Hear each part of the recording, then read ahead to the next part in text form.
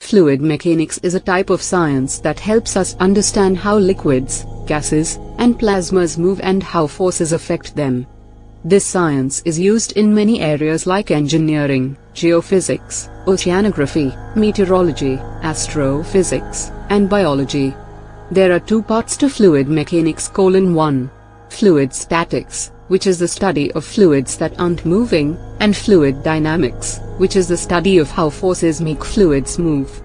Scientists study fluids from a big picture perspective instead of looking at the tiny parts that make up the fluid. This makes science very complex and often requires the use of computers to help solve problems. Scientists can also use special tools to help see how fluids move, like particle image velocimetry. A long time ago, people like Archimedes in ancient Greece were very curious about how fluids, like liquids and gases, worked.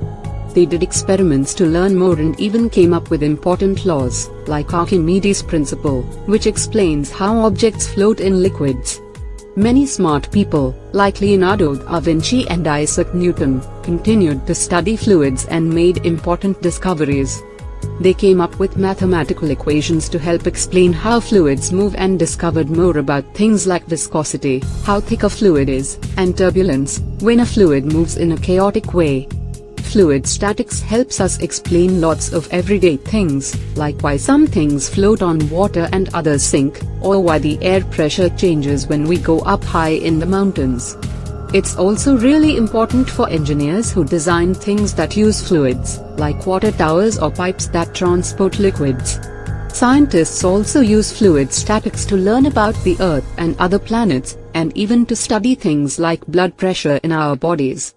Fluid dynamics is another part of fluid mechanics that studies how fluids, like liquids and gases, move around.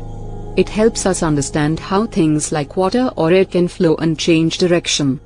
Fluid dynamics involves figuring out things like how fast the fluid is moving, how much pressure it's under, and how hot or cold it is. When we study fluid mechanics, we make some special assumptions about how fluids behave. We assume that fluids always follow three important rules. Mass can't be created or destroyed. This means that if we have a certain amount of fluid, we can't make more of it or make it go away.